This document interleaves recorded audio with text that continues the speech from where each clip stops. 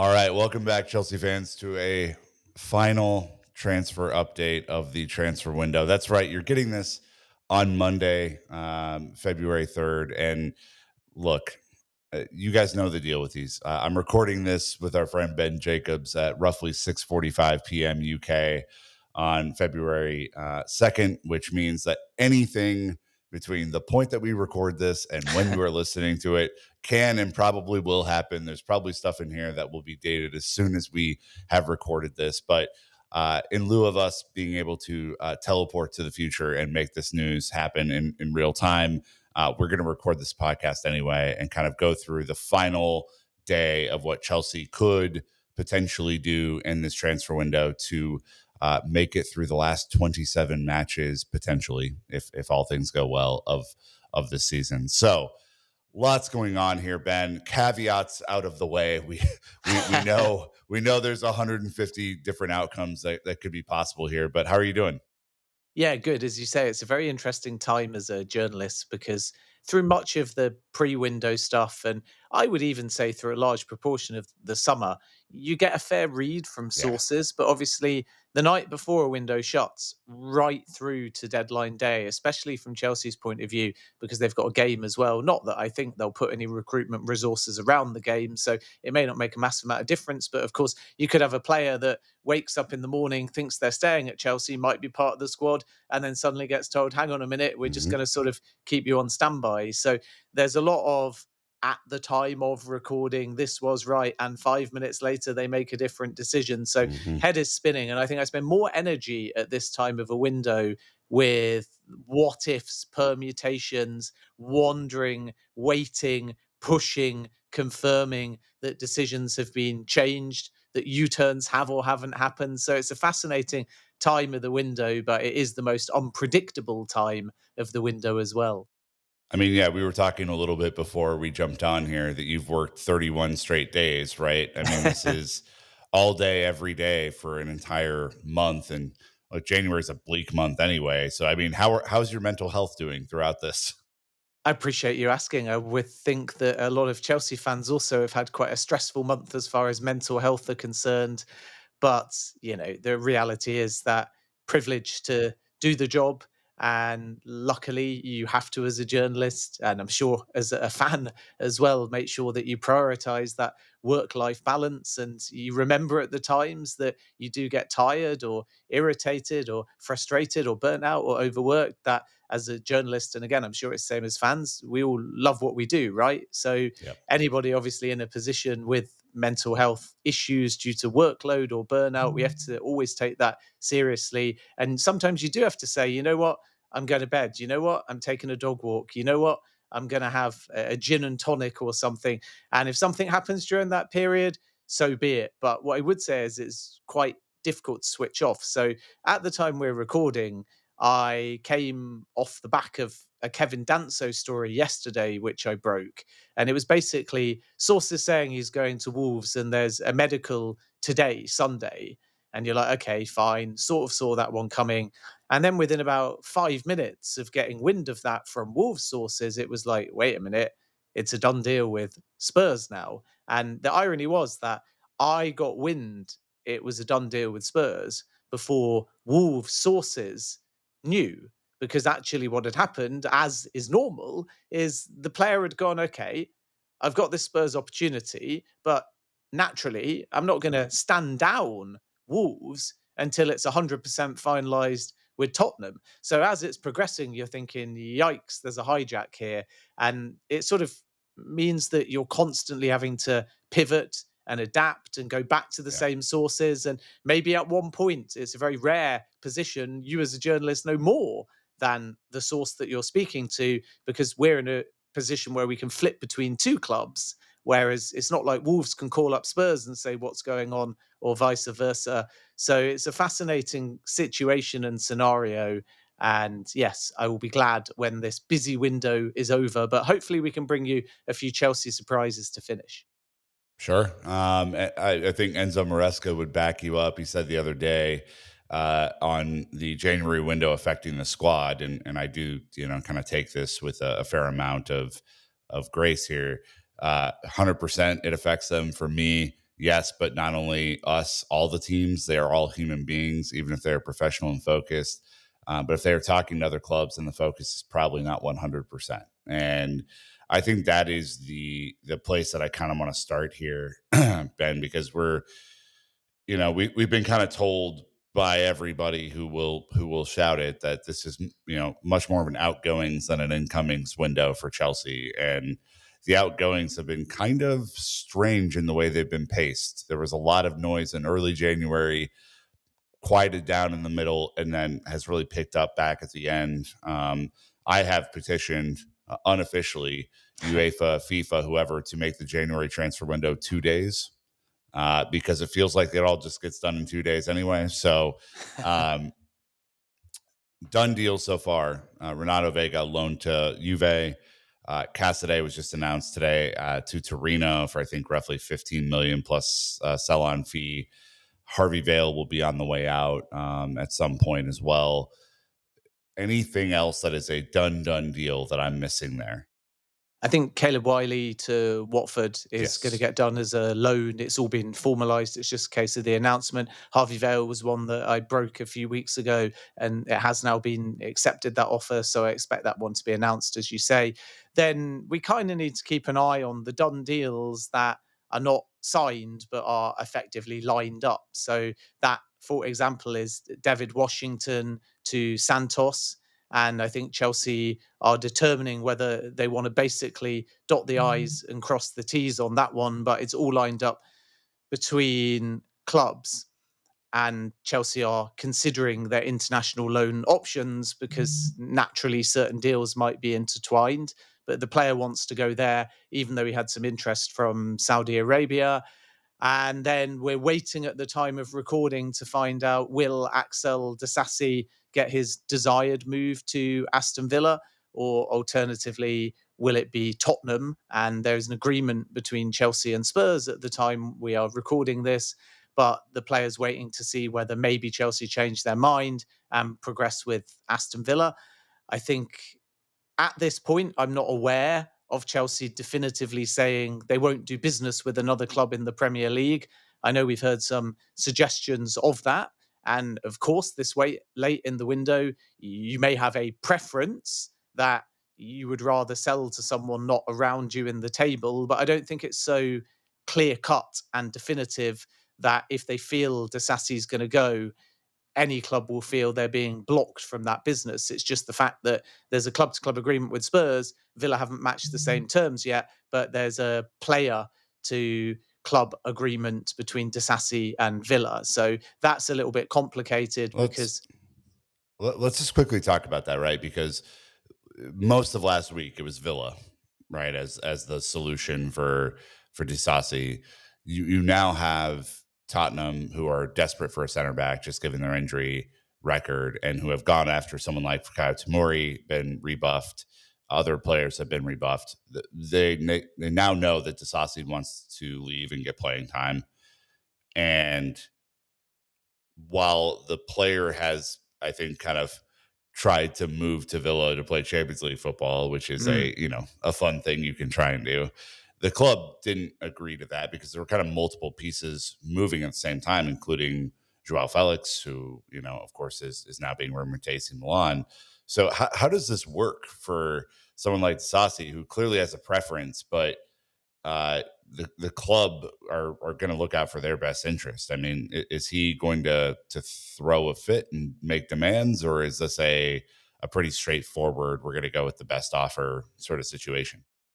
well, I think it's complicated just because the best offer is Spurs at the time we're recording this, and Sure. yet the player thinks the best club for him is Aston Villa. So you I would kind of also end up agree with his assessment of his I options. think every Chelsea fan would. Yeah. But, one's saying if it is only a straight loan, you can go and play, as you say, Champions League football. The other, at the moment, are in mid table mediocrity at best.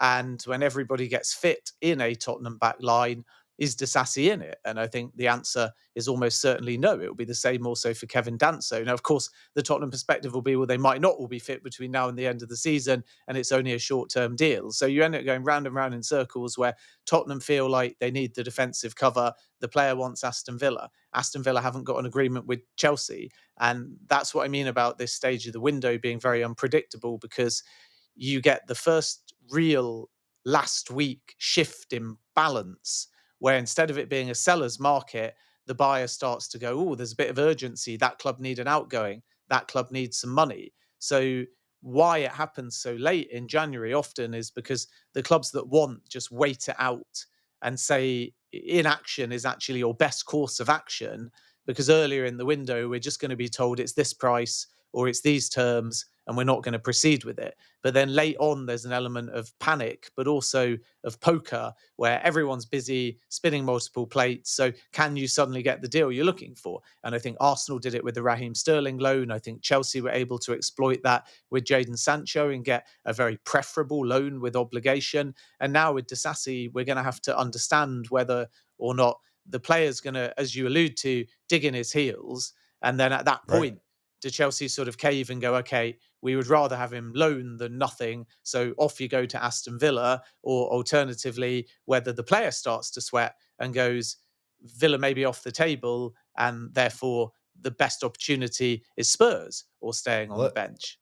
Let's talk about is Villa. I mean, I know Villa has a lot of moving parts right now. They're, I think trying to fight on all fronts and do everything that they can to make up for, maybe some squad deficiencies in other areas. But I guess has Villa just waited to see the first offer go in, and now that they know what they have to beat, they can go beat it for a loan? Is that essentially what the game that's being played here? I think it's more just down to the fact that Villa were spinning the idea of either Disasi or Joao Felix, and at the same time, whilst understanding the Felix situation, they were also looking at Marco Asensio. They've now got him on loan, and at the time we're recording, they've completed the Marcus Rashford deal, or certainly he's passed the medical. That will either be announced on Sunday or Monday. So you delay to an extent to keep your options open because you've got the player buy-in. Right. So if Disasi says you'll wait, then there's no reason why they have to rush that, because they've got a player saying, as long as you're still at the table, I don't want to go anywhere else. And then we hear this sort of suggestion that it therefore gets flipped back on Chelsea and they're not going to sell to a rival in the race for Champions League football this season. But that's not necessarily my understanding. I think it is more just down to the fact that the Spurs loan offer is more preferable, which is why it's been accepted. So if you're working lots of outgoings and potentially incomings and you're late in the window, if you're Chelsea, you're going to say, well, of course, the preference, because it's a loan, is to go to the club that we've got a club-to-club agreement with.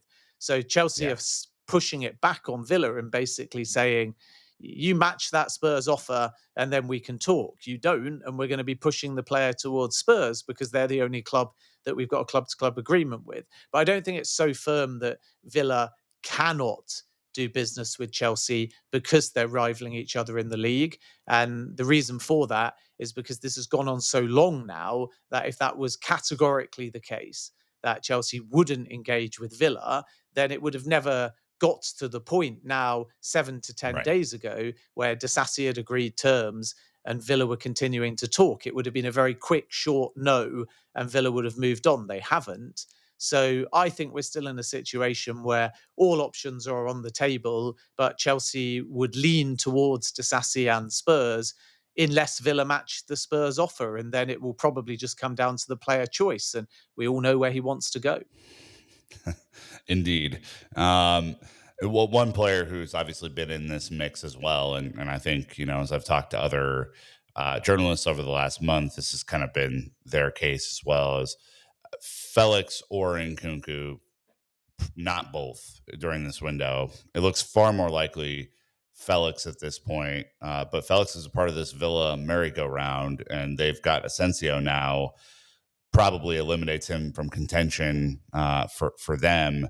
But there's rumors of AC Milan and Jorge Mendes, of course, being the agent that he is trying to get him a move. Chelsea have placed pretty significant price tag on his head because they obviously did some business with Madrid, Atletico Madrid last summer to get him for roughly 45 million. So what the hell's going to happen with him? I mean, this has been such a weirdo transfer in and potentially transfer out. I don't even know kind of where to settle on this, to be honest.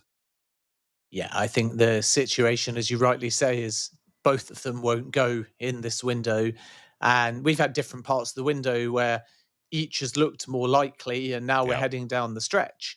And I think the Felix situation is very clear that, as you rightly say, it would be crazy if Aston Villa got Felix, Rashford, and Asensio, and Rashford and Asensio are both done as loans, though. The only thing you would say is because Villa really wanted Felix and may well have got him had Chelsea not entered the race.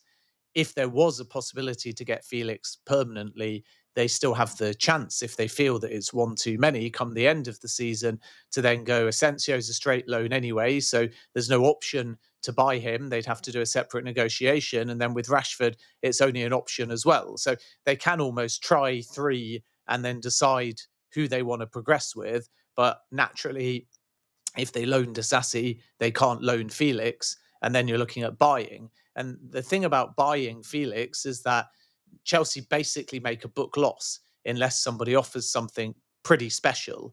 So it may be more preferable if Chelsea find a solution for Felix to loan him, take a healthy loan fee, a bit like they paid when they had Joao Right. Felix on loan from Atletico Madrid, get someone to cover the wage, get him playing, raise his value, and then hope that that suitor or another comes for the summer because he's had a good second half of the season once the window shuts. Whereas buying, you've got to add and mark up significantly in order not to make a book loss. So it's complicated. With Milan, there's a real appetite there. And there was a meeting today between Jorge Mendes and Milan, but it requires, in a very short space of time, a lot of moving around now because they have to sort out their loan situation.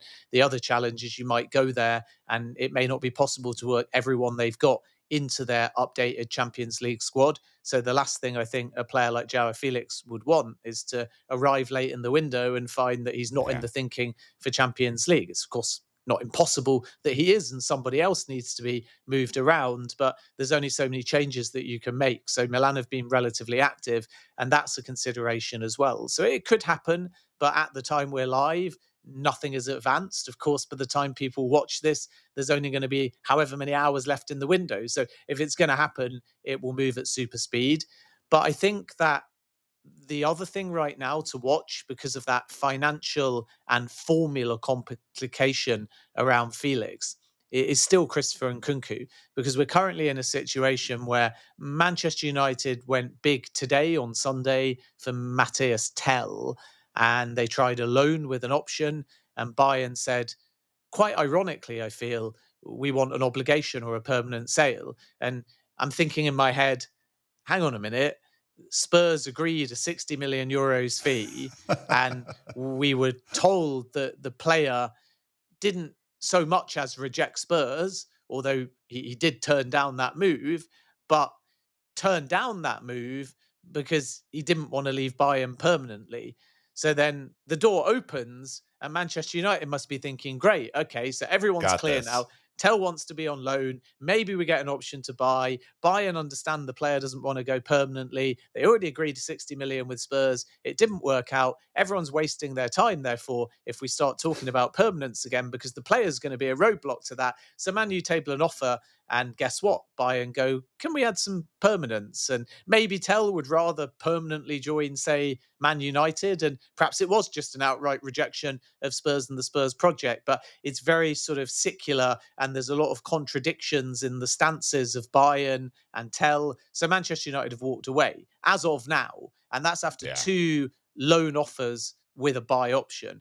So as a consequence, they may either not add an attacker, or potentially they could come in for Christopher Nkunku. And that again flips it and says, maybe there is no easy solution for Felix. He stays. Perhaps there is a simple solution for Christopher Nkunku. Go off to Manchester United. And then we obviously this point go through the hypothetical permutations of, do Chelsea want Garnacho? Are they going to bid late for Garnacho? If they do, there's probably a deal there to be had. If they don't come in for Garnacho, I think Nkunku as a standalone deal becomes a bit less likely, Really because hard. I think that Chelsea would want some kind of option obligation at a number that Manchester United can't meet. And personally, I don't think just to loan Nkunku to Manchester United in the current state of where the squad is and their form, and then if he's banging in goals and it's only temporary and coming back, everybody's kind of going to probably turn around, certainly within the fan base, and say, if it's not permanent, why just allow that loan to be sanctioned? Because he's still squad depth and he's still the second top goal scorer at the club. So I think it will all hinge upon this. Do Man U want to go big if they miss out on Tell, which is currently the expectation? Is Nkunku a late window solution that can be viable because the ballpark valuations of Nkunku and Alejandro Garnacho are the same? And then it comes back to Chelsea again. Do they want to bid? Because we've heard a lot of reports in the last week that Chelsea have bid for Alejandro Garnacho. It's not my understanding. At the time we are recording this, no formal bid has been placed for Garnacho. Will that change in the next 24 hours? That's the thing we have to wait and see. But it feels like if Chelsea were to do Garnacho, and that's the big if, then from there, it may be logical and viable that Nkunku is part of the deal separately, but part of it, if you see what I mean. There's nothing like a separate, but definitely not separate swap. Yeah. All right. Well, look, we have more to get into, a couple more outs and then a few ins to talk about, but we're going to take our first ad break and be right back. Thanks to sponsors. All right. We just finished up talking about the Nkunku piece. There are a couple other outs that I want to talk about, namely Ben Chilwell, who, we've talked about in the summer window as kind of a guy without a home really right now. I mean, obviously not going to play at Chelsea this year. He's 27. He's in the prime of his career. He's obviously had his injury issues, but he's a Champions League winner. And on his day as a left wing back is still, I think, an elite player in the Premier League.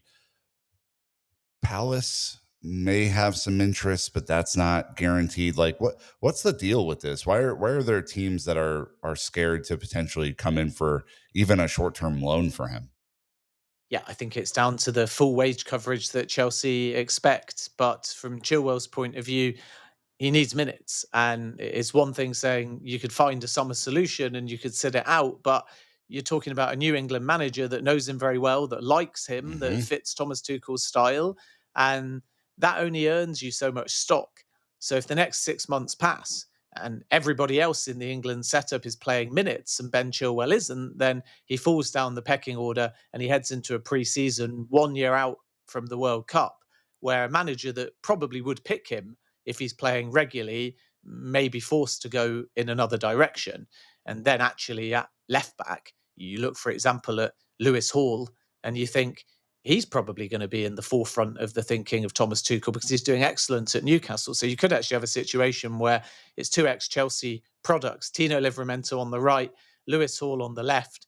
And there could be a scenario, because of the 4-year cycle, where this is sort of Ben Chilwell's effectively last World Cup. I wouldn't say in his early 30s he's entirely discounted, but if you kind of look at Kieran Trippier, for example, or Kyle Walker and all the young talent coming through, you get to a certain point, even if you're playing regularly in the Premier League, which Walker was, and he's still being forced down the pecking order. So as a consequence, Chilwell will know how important this 2026 World Cup is, and to make sure that Thomas Tuchel continues to like him and ultimately favour him. And he can't do that if he's not playing. So I think that may mean now, compared to at the beginning of the window or prior to Tuchel's appointment, Ben Chilwell may be more open to Crystal Palace. And the latest I have is that Palace's number one priority is about finding a centre-back that can play on the left-hand side.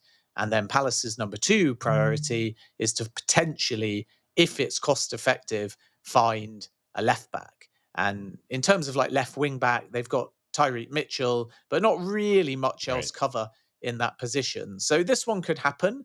And I think it's Chilwell's main option in the Premier League. I know there was some talk of Everton, but the reality is, unless Amanda Broja comes, that one can't be done.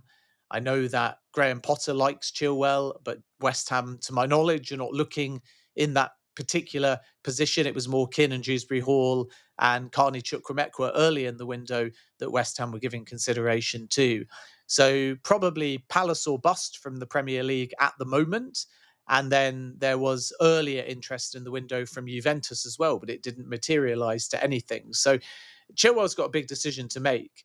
And if no solution is found now, then because he's playing so little and frozen out of the fold, he's obviously going to have to hope and very strongly push to line up an early summer option to bring stability, because it doesn't appear that he has a long-term future at Chelsea. And the only sort of glimmer, even though we've not seen any encouragement yet, is what if the window shuts? And then Renato Vega, who can cover that left side, has gone on loan to Juventus because he wants to play centre-back. So you think, is that one spot that at least gets him back in a Premier League squad and a few minutes? And I'm not so sure, because the sort of quirk of Maresca compared to maybe when we first spoke in the summer is that Reece James has been used on the left-hand side. Malo Gusto is there. Mark Gyökeres is there. We saw against, I think it was Everton, Levi Colwill be moved to the left side because he wanted like a more physical left back. So you start thinking about Chilwell not being really in the thinking as a left midfielder. And then you start thinking about the pecking order at left back, even with Vega gone. And there's 3, 4, 5 names on that left-hand side that are all going to be picked ahead of Ben Chilwell. So I think there has to be an urgent solution. And my surprise is that with the player wanting game time and maybe being willing, like Sterling did, to make some concessions on wage, it's sort of odd at peak age, as you say, that we're so late in the window. And I don't think it's Chelsea's doing. And he just doesn't have a particularly big queue of suitors. I would be less surprised if it was Chelsea saying, nope, the loan fee's not enough, or the wage coverage has to be more. That's fine. But if you look at Marcus Rashford, which is an acrimonious situation, far more so than Chilwell, bigger Yeah, way wages than more. Chilwell, and he was still able to line up a Dortmund option, a Juve option, a Barcelona option, a West Ham option, a Villa option. Now, okay, some of these didn't materialise, but the agent was still able to fly around, his brother, in fact, and meet all of these clubs. And that's Rashford on an astronomical Premier League wage with huge urgency to the situation. With Chilwell, it just doesn't feel like, for whatever reason, there's been that many suitors, but there is still a chance that the Palace move comes off. Let's hope for him. I think every Chelsea fan is hoping for the best for him, because he has given a ton to this club since he's been here. So you mentioned Dewsbury-Hall and Carney Chukwuemeka as potential outs. It's kind of quieted down around Dewsbury-Hall. Any news or updates on him, or is he firmly a part of the squad through the end of the season? Yeah, I think we know Enzo Maresca likes Dewsbury-Hall, but also he's been a top professional. He's liked by his teammates. So this isn't a situation of Dewsbury-Hall agitating for game time. I think he just feels like there should be more Chelsea opportunities, because if a signing driven by Enzo Maresca and a manager that made him integral at Leicester results in a summer move away from his boyhood club, then to suddenly find that as everyone else gets up to speed with the system, his chances are few and far between. I think that was a bit of a culture shock. And it shouldn't be, let's be honest, because there's two sort of Leicester players at either extreme we can give. One is N'Golo Kante and the other's Danny Drinkwater. And when Dewsbury Hall first joined, it felt like he would face a battle not to be Danny Drinkwater. And I don't mean like for like, attitude for attitude, profile for profile. I Of just mean course. in the sense that Drinkwater came and most looked at the squad when he arrived and said it may be difficult for him to get meaningful opportunities. And unfortunately, it's been the same for Ken and Dewsbury Hall. But where they differ is that you've got somebody that has a good, strong bond with the manager, will sit and bide his time and wait for the right opportunities, and is not agitating to force his way out of the club. So therefore, with Chelsea happy to keep Dewsbury Hall, it requires a suitor to really push and change the player's mind. And I'm not aware that Brighton have come back in.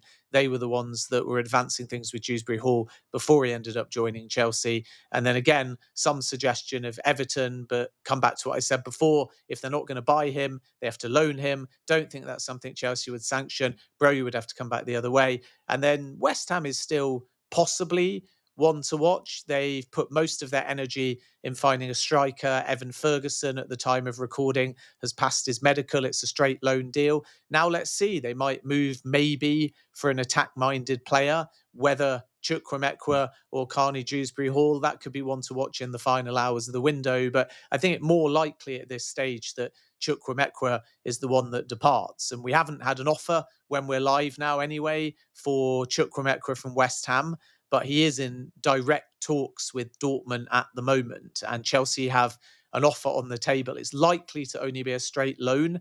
And my understanding is that Dortmund and Chukwuemeka are pretty much on the same page. Dortmund would like to do Chukwuemeka. Chukwuemeka would like to go to Dortmund. The only thing that may derail it is Dortmund would prefer a buy option. And unless it's sort of in excess of 40 million euros, there's no guarantee that Chelsea, this late in the window, sanction anything other than a loan.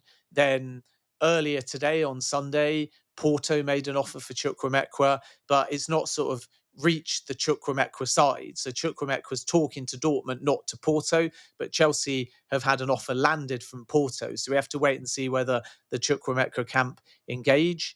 And obviously, as I've reported, there've been whispers, suggestions that Strasbourg could be an option, Caleb Wiley to Watford, and then Chukwuemeka in that extra loan spot to Strasbourg.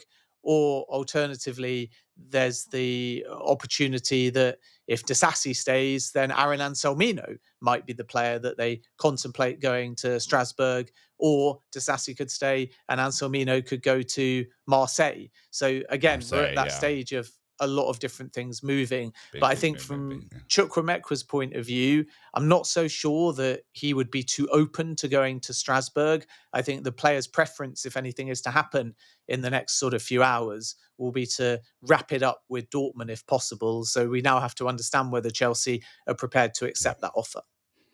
Yeah, definitely hope for the best for him as well. Are there any outgoings that could be a surprise to Chelsea fans as we look towards the last 30 hours of the transfer window currently recording? I don't think a surprise outgoing necessarily, because we've sort of listed all of them in the show and not many of them are shocking anybody. If you kind of think of the core squad, there was a lot of talk about Benoit Badiashile, who's now injured, but my understanding is that Chelsea are very happy with his development. So I don't think that kind of exit was ever likely or on the cards, despite a series of speculation. And then naturally, if Disasi goes or Anselmino's out on loan, they can't really afford to lose any other defender other than potentially Ben Chilwell. I think Renato Vega was kind of the surprise because Chelsea were planning for him to be a squad player. And in the end, they found a solution at Juventus where he can get game time, he can play centre-back, he can put himself in contention for the 2026 World Cup. But that was the real shock or saga. Now I think Dewsbury-Hall exit would constitute a surprise. Cassidy, we all knew, was always going to come. Chukwuemeka, Enzo Maresca's spoken about regularly, so we knew that that's always a possibility as well. So if there is a surprise exit, I think it's more with a view to the summer than necessarily now. Like, for example, I don't think it's impossible that offers come in. I don't know what Chelsea's position would be on them, but for Noni Madueke. And if you think about Esteval Willian and Cole Palmer, if they continue to, in Esteval's case, progress and live up to their superstar potential, and if Palmer's Palmer, then one of Palmer or Esteval is likely going to have to play on the right-hand side unless he switches the system to play 2-8s. And as a consequence, if one of Esteval or Palmer's on the right, likely Esteval to begin with, even though the player wants to play centrally, and then Cole Palmer is through the centre, and then you've got Pedro Neto, who prefers the right side, and you've got Jadon Sancho on the left. Neto can move over to the left. We have to wait and see what happens with Mykhailo Mudryk.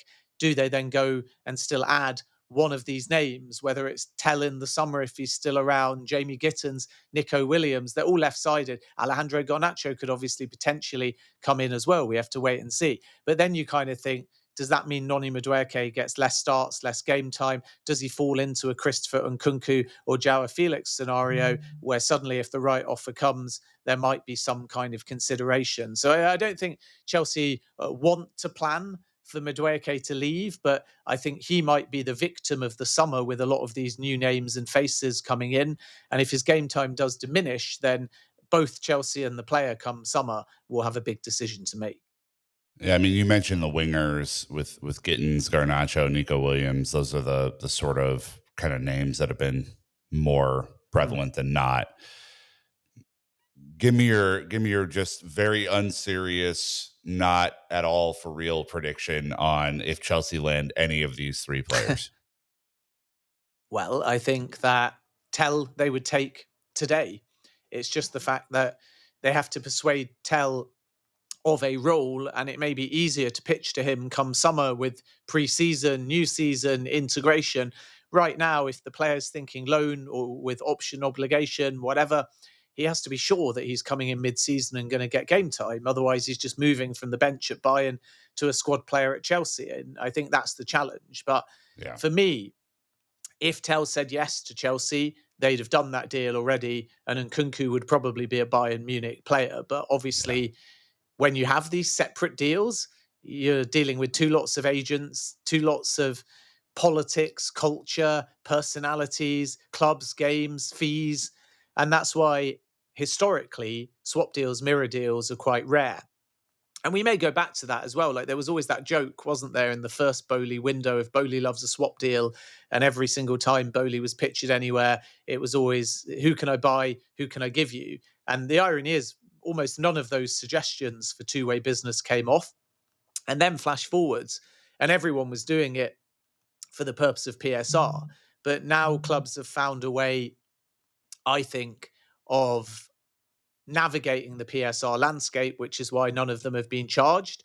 So we wait and see whether come summer there'll be any further scrambling around the next PSR deadline, or whether actually there'll be more of a situation where perhaps people have just understood what they need to do, what they need to bring in, and then kind of move on from there.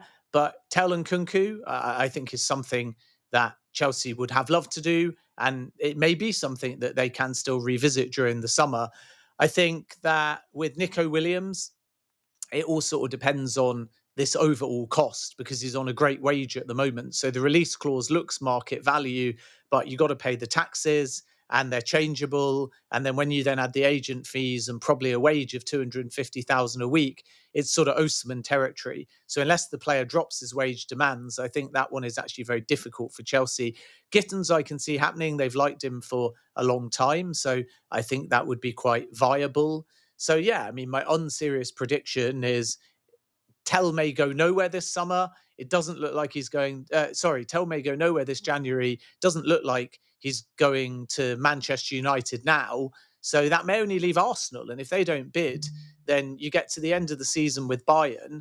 If he's not playing that regularly, the value of the player can diminish a bit. The price can drop. There can be a bit more urgency. So my prediction, not my reporting, my unserious prediction is logically, if Tell doesn't move in this window, then the buyer may have a little bit more control over the situation over the summer. And at that point, it will be 3 windows that Chelsea have looked at Tell. So I would expect them to try. I would expect them to leverage Nkunku if they have to, because Bayern really want the player. And if that's the case, then there should logically be a realistic chance that it could get done. You also mentioned that other striker names in here, Gyökeres and Šeško, two kind of long-term targets that we've heard linked to Chelsea for a number of windows. Any thoughts about those guys? Obviously, if Tell is off the table, I assume these would be the next viable options. Yeah, I mean, we're almost talking about options now, which is where Tell comes from, because he may well be available in this market, just perhaps not to Chelsea. And then if you look to the summer, you sort of flip the list and you say, okay, who's the number 1 striker target at the moment? And I think I would place Liam Delap very high. And I think there's a real industry feeling that Chelsea are front runners for Liam Delap if they want to proceed. And he's in excellent form. He's known by a number of Chelsea's recruitment team and football department, including Enzo Maresca, and he exactly fits the profile that they're looking for. So I would keep an eye on Delap and Chelsea for the summer. And then up there with him remains Benjamin Šeško. Now, Šeško's sort of an interesting one because I'm led to believe that he made decision one, which was to pick Arsenal last summer over Chelsea or Manchester United.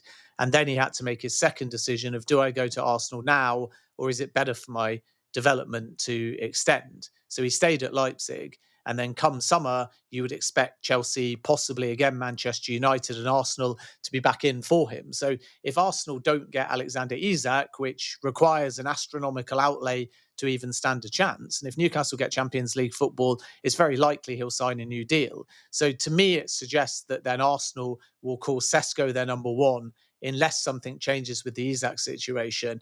And then if Chelsea feel Arsenal may win that race, they may put all their efforts on Liam Delap. But I don't even think we can say Delap's a pivot. So Sesko is a longer standing target, of course, because they were after him last summer. But I really think that they're watching very intently the development and the progress of Delap. And they feel like all the groundwork is there, that if they want to move, they'll be in a very strong position. So I'd say Delap and Šeško, two very viable targets. And arguably, if they get to the summer and you've got Tel, Delap, Šeško available, because of the more traditional number 9 that the latter two are, I think Chelsea will be prioritising Delap or Šeško first. Like, it's true, Tel can play through the centre, but he's basically a predominant left-sided player. Now, where it may change compared to now is, do they have to go equally as big on both?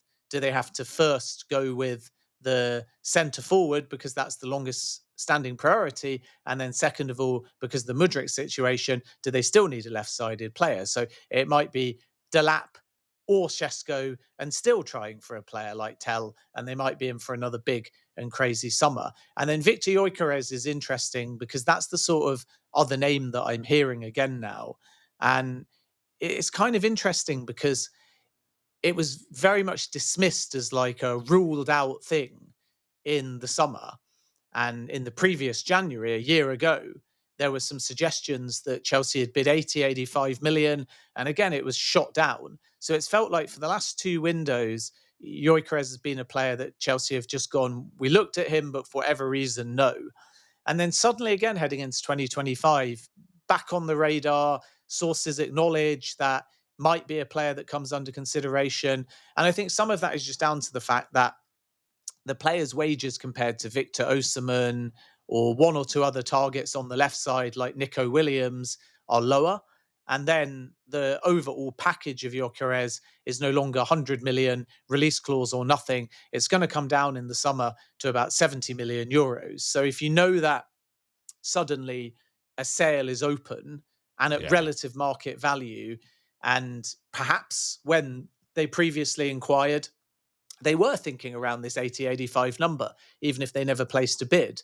Maybe now it feels like a year on, if you can get the player 15, 20 million cheaper, it makes sense to at least explore the deal. And it may make sense for somebody as well to try and pre-agree a deal like that, just because you know there's going to be a mad race for all of these names. It might be the same with Šeško as well. Like, Arsenal made an approach to Leipzig. Leipzig said they didn't want to sell this summer. But is there a logic in saying, well, can we try and get ahead of the game and pre-agree something? It's what Arsenal are also trying to do at the moment with Martin Zubimendi. So I think there'll almost be a bit of overlap, a bit of a grey area between final few days of this window, summer planning, reaching out to people now, seeing whether you can lay the groundwork, advance anything, pre-agree anything, whatever it may be, because everyone's well aware that when this window shuts, so many of these names become open on the market, particularly the strikers that we've mentioned. And there's at least 4 or 5 big European suitors. So the sooner you can get ahead, as Chelsea did also with Christopher Nkunku, the better placed you'll be for the summer. So it does feel like Gyökeres is back on the radar now of Chelsea. But I still get the impression now that Delap is the one they feel if they want to move on, they can get over the line. Last question on the incomings, really quick. Any chance of a midfield loan recall or addition by tomorrow's end of deadline? No, I don't think so, because Amanda Broya looks like he's going to stay at Everton. So that's the first thing to say. And then we know that Trev Chalobah is already back. Caleb Wiley will be recalled. In fact, it's already been done and he'll be sent off to Everton. So I don't see any other recalls. I know we've heard some suggestions that the possibility of Andre Santos coming back has been considered by Chelsea, but I'm told from those close to the player that that's not the expectation. So I think he'll stay. I think all parties feel that's best for his development. And then if he continues to develop and play as he's doing at the moment, you would think that he'll be a serious contender to come into that midfield fold come next season because he's in sensational form. It's ridiculous. Okay. You want him back? I've wanted him back the entire time. Yeah, so we're gonna have 2 fifth midfielders for 27 games. Anyway, let's talk about the squad right after this final ad break. Thanks to the sponsors, and we'll be right back. All right, Ben. To close this one out, just want to do a quick little fun exercise. Chelsea, as of your list, as of listening today, this is for Monday. We're recording this on Sunday. Chelsea have 27 matches, including the West Ham game coming up that we are about to watch. We have 15 in the Premier League, which will be 14 after today. 7 potential matches in the Conference League and 5 potential matches left in the FA Cup should you advance all the way to the finals of those competitions, which gives you 27 matches.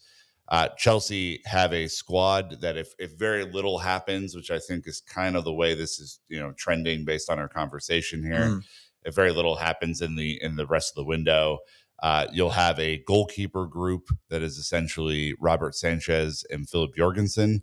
And what I would like you to do is do a little mental exercise with me. We're going to rate these position groups out of 10, and we're going to rate them out of 10 based on the capability for Chelsea to kind of go the distance, get to all the finals, and potentially get into the 5th spot, which is kind of where they're projected to finish. Which right now would be a Champions League spot based on the UEFA coefficient. So to kind of reach the goals that we have, which is to win something and to finish in the Champions League spot. So out of 10, goalkeeper group of Robert Sanchez, Philip Jorgensen, and really Marcus Bettinelli is a third choice. How do you rate that out of 10? I think it is a 5, to be honest. Purely because I can see what they're doing with the long-term goalkeeping plan, as in Mike Penders comes in, that makes a big difference. Jordi Petrovic probably will go during the summer, but he is learning the system and being outstanding at the moment for Strasbourg. You look at Philip Jorgensen, he's only going to get better with the games that he plays. And then, as we know, Robert Sanchez, both extremes, an incredible shot stopper, such as those late saves against Nottingham Forest to spare a defeat against 10 men. But there's 5 major errors that are really costing Chelsea. And I think what worries me about the goalkeeping situation is you would expect Philip Jorgensen, however good he may become, to still need acclimatization and maybe have to learn the hard way. We know that Robert Sanchez is making a lot of basic errors, unfortunately, at the moment. And with Bettinelli doesn't really factor in unless somebody gets injured. So then you think, okay, we're now in a part of the season where even the league games can be a bit like cup finals, and winning the Europa League, the Europa Conference League, and other things like that, FA Cup, again, they're one-offs. And I just think if you keep challenging on so many fronts for Champions League, for domestic honours, Club World Cup, Conference League business end, at that volume of fixtures, it becomes worrying that your goalkeepers, whoever he picks, might cost you games, which you can get away with in the early part of the season, in the league anyway, but in that knockout competition or in that one-off where you got a win to close the gap on the top 4 or something, or consolidate your place in it, that might be the difference. So I know people are very critical of Rob Sanchez. What I would say is I've met Rob Sanchez. I've interviewed Rob Sanchez. I like Rob Sanchez. I think that people will only focus on the errors, and we do need to scroll back and see some outstanding saves as well. But I don't think if you rank the goalkeepers of every other club in and around the race for Champions League football, I think the score for Chelsea's goalkeepers will be lower. I think the score for the potential of Chelsea's goalkeepers, if you add Penders, can be higher. Yeah, But that's a nobody tough. wants potential, and this game isn't No. about potential. So right now, goalkeepers is a bit of a weak link. It's a 5 out of 10. Yeah, and that's a pretty tough start to prospects for sure. Let's look at center backs. So Levi Colwill, currently Axel Disasi, who knows if he goes, but he's kind of like fourth, fifth choice anyway. Wesley Fofana injured for period to be undetermined at this point. Benoit Badiashile probably back sooner rather than later. Tosin Adarabioyo, Trev Chalobah, Aaron Anselmino again. I don't think it's going to be a real factor here. Uh, Given that Fofana and Badiashile have been hurt for a decent chunk of time here, how do you rate the Colwill, Disasi, Adarabioyo, Chalobah sort of Mm. foursome as we look ahead So to we're the excluding last fullbacks 27 here. matches? Yeah, I'll do fullback separately. Yep. Yeah, I think the centre backs are a 7 for me, and definitely more Hmm. points since Trevor Chalobah's returned. Obviously, a key thing in all of this, as you alluded to, is will the ones that are injured get back to have any bearing on the business end of the season? So if we score them without Benoit Badiashile and Wesley Fofana, it goes back down to a 5 just because there's not quite the same squad depth. It's new pairings and partnerships having to play together. I think that Levi Colwell started better than he's currently playing at the moment. And that might be because of the constant chopping and changing of partnerships too. So for me, the centre backs, when fit, are like a 7 or an 8, but two of them are not. So Trevor Chalobah makes a big difference for me because he was outstanding under Pochettino. He was strong at Palace. He's been good since he's returned to Chelsea. So I think with his addition, it's a 7 for me. But if you don't, in the back end of the season, get any game time out of Wesley Fofana or Benoit Badiashile, it probably goes down to a 6 or a 5. Okay, an interesting rating system there. Fullbacks, you're starting to get a fit Reece James for however long. Don't know. I mean, it's kind of a dodgy one. You obviously have Malo Gusto, who's not been on a great run of form this year. You have a decent, I think it's kind of flailing the last few matches, Cucurella. And then Chilwell, who hasn't played, is kind of your fullback set. Maybe you throw Josh Achiampong Mm. in the center back group. Maybe you throw him in the right back group. I'll throw him in the full back group here. What are your thoughts on that grouping out of 10?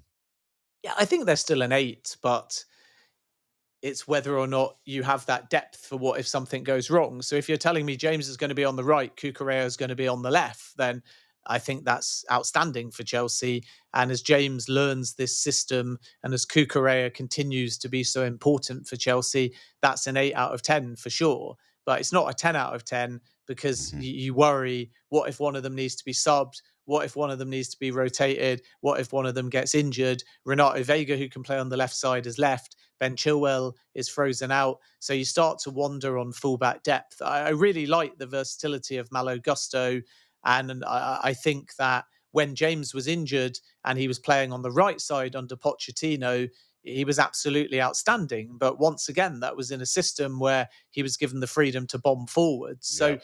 I feel a bit sorry for the fullbacks, or not sorry, that's the wrong word. I feel a bit premature in rating the fullbacks because they're all still learning to gel. They're all still learning the system. It's probably only Cucurella that's so naturally adaptable to this kind of style.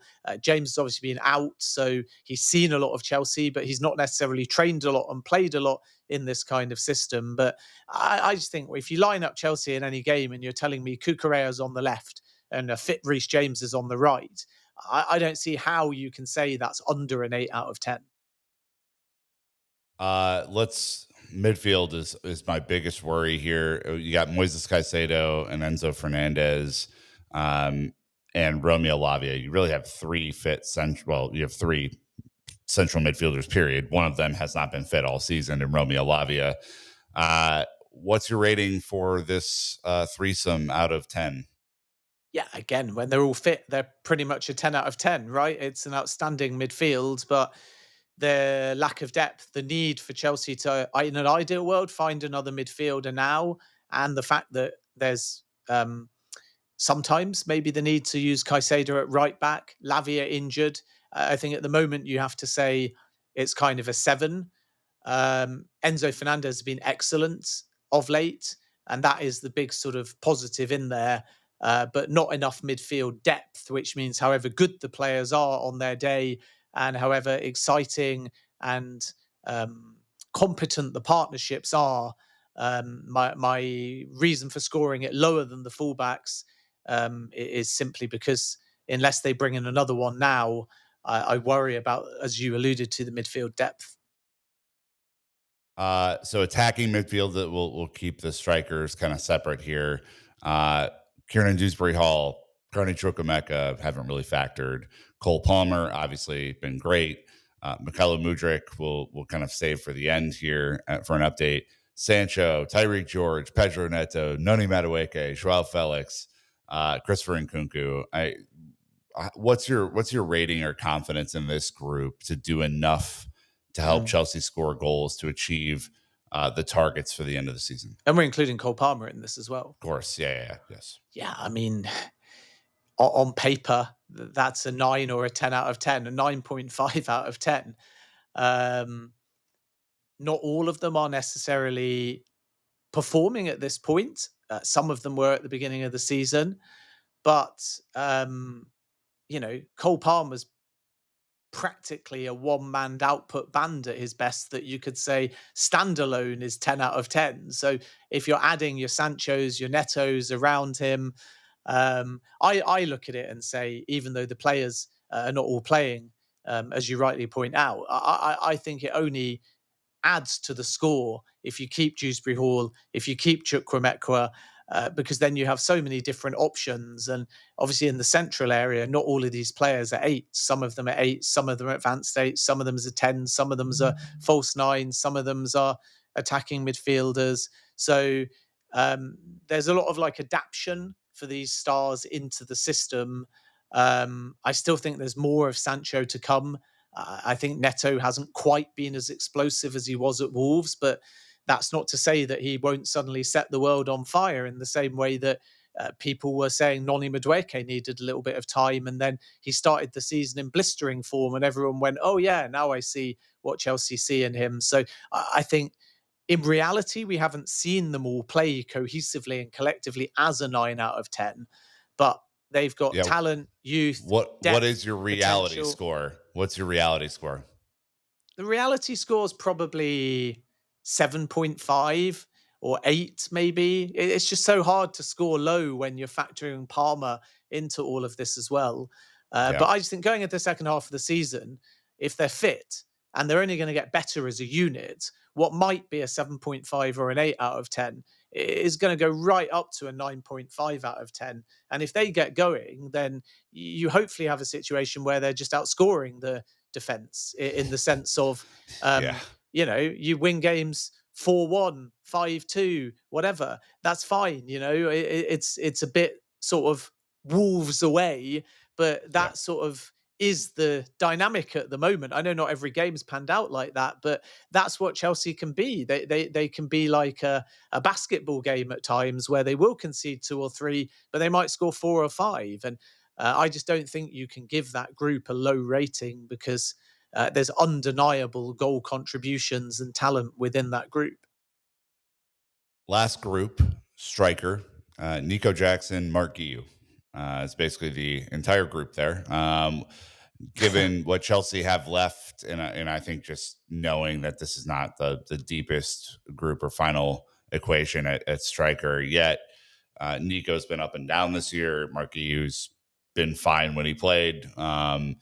What's your assessment of this group out of 10? I think a 5. And that's not to say that I'm giving Jackson 5 out of 10. It's just, as you rightly say, there's no real depth there at the moment. I suppose technically you could say if Nkunku comes into that group as well as the second top scorer at the club, I would probably give it a 6.5 or a 7. But if you're saying Jackson and Guiu, one is young and inexperienced, and the other is in a bit of a dry spell at the moment. So as much as Jackson's goals output come the end of the season will still be around 20, which is why I'm in no way saying he's a 5 out of 10. I think it's a 5 out of 10 because it becomes too reliant on Jackson to fulfill that role. And if Gio comes on, who presses really well, who has shown what he's capable of in the long run, but is probably not Premier League ready if Jackson gets an injury to play week in, week out and score 6, 7, 8 goals between now and the end of the season. So I think that area is too sort of streaky, it's too unpredictable, it's too thin. And again, my criteria for scoring these is not on players and what I think of the player. My criteria is scoring them on squad depth, on are the backups able to make up any shortfalls if the lead striker, the first choice, is out of the side for any reason. I just think right now there's not enough on current form goals and depth to score that area any higher. You mentioned Mudryk a couple times in the show. Can you give an update on what's going on with him and the potential for him to return this season or not? Yeah, so it's still a provisional ban, and the B sample, when it comes back, will likely be confidential. So a lot of people are saying, has the B sample come back? Well, because of the confidentiality, it may not be declared in the same way the A was. They had to make a statement on the A sample because obviously he's banned from training or playing. But Right. what happens is the B sample comes back. It takes a bit longer because you're not just testing for meldonium. There'll be several different compounds that they may look for. And 99 times out of 100, a B sample is positive if an A sample is positive. And that's simply because they're taken at exactly the same time. One is tested, the other's frozen, but it's exactly the same sample. I think some people wrongly assume that he's positive, so they test him again. It's exactly the same urine sample. And then urine and blood, because the test can be done both ways, and Mudryk's was urine. The urine sample can take even longer than the blood sample to come back, traditionally with B samples. Then, when it comes back, if it is negative, the FA could still choose to charge Mykhailo Mudryk, but likely with less of a severity of proposed punishment. And if it's positive, it's not a case of, okay, now make your arguments and we'll work out what it is. It's very much 4 years, that's the default. And then from there, you scale back by arguing mitigating circumstances. And in those mitigating circumstances, I didn't meaningfully ingest it. I didn't know I was taking it, are not actually excuses, nor is I didn't know the rules. They may be taken somewhat into account, but the point is there's what's known as strict liability for athletes. So if you put it in your body knowingly or crucially unknowingly, then you are culpable. So usually the only way that something is dropped or something is significantly less than 4 years is if there is something out of your control, such Right. as sabotage or a lack of protocol in testing. So if Mudryk says, I took something that was supposed to be this and it would never have that substance in it, and somehow I was spiked, or if Foul Mudryk play. says, Yeah. yeah, or if Mudryk says, during the testing, we think the A is a false positive or the A is wrong because we can argue it was left out for too long, the testing wasn't done correctly. Yep. All of these things could reduce it. But the point is, after the B sample comes back and the FA make their determination, Mudryk will then have a lengthy period in which to respond before, if it's necessary, a proposed charge replaces the provisional suspension.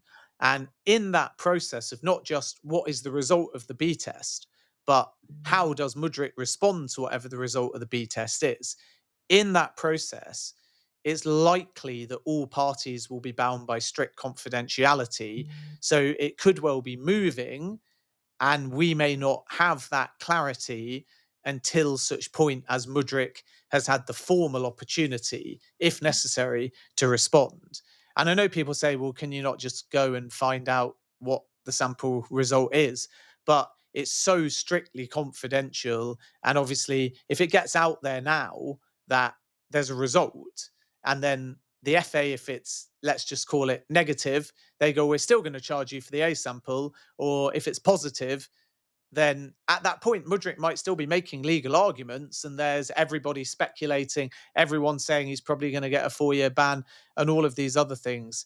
And I think that when that happens, you can sort of prejudice the process. So I think it will be moving in the early part of this year, but I think we might have to be a little bit patient to get the clarity on it because of the strict confidentiality at play. Yeah. All right, I'm going to ask because we're not going to talk for a little bit longer than a month because you're going to take some time off, which is going to be excellent for you.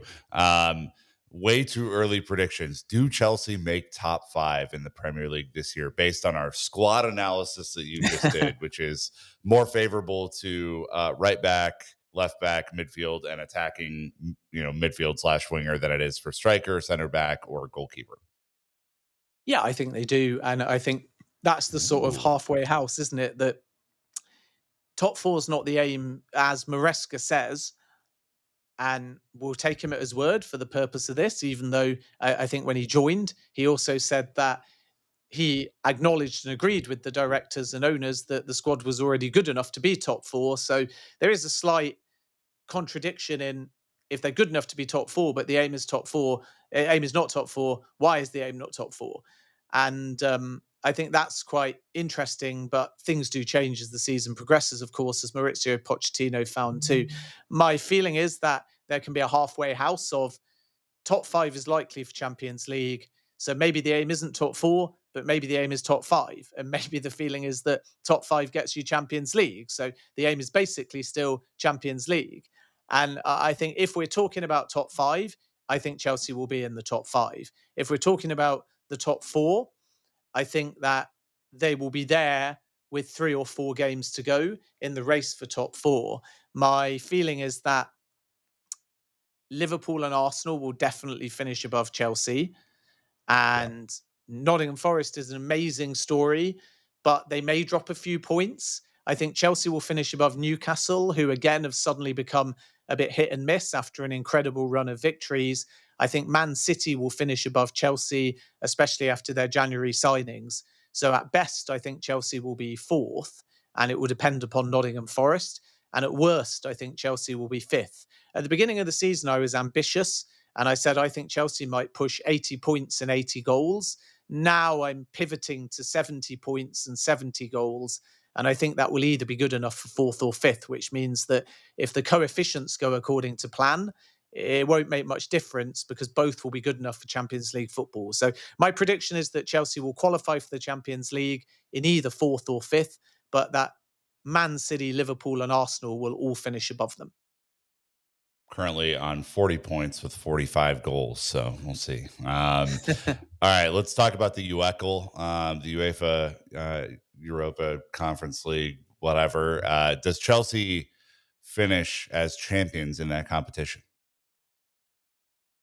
Yeah, I think they have to win it because they're overwhelming favourites.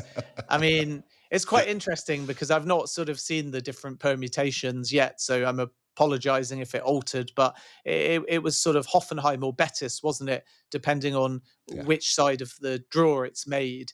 And actually, both of them are quite tricky. The irony is that further into the tournament, they may get easier fixtures. If they draw Betis, then that's tough. So we'll have to sort of wait and see how the draw falls, but they are overwhelming favourites. And even if they don't quite hit top gear, I think you have to say that they should go on and win it, especially knowing that they can add stars to the mix like Cole Palmer, for example. So this isn't only about Chelsea cruising through the group stage with effectively their young stars and second string. This is now about adding the first teamers. And if they do that, then you would think they'll be too powerful for most. Maybe Fiorentina are the only ones that could give them a real game, possibly Betis, like I say, as well. But I expect Chelsea to win the UEFA Europa Conference League.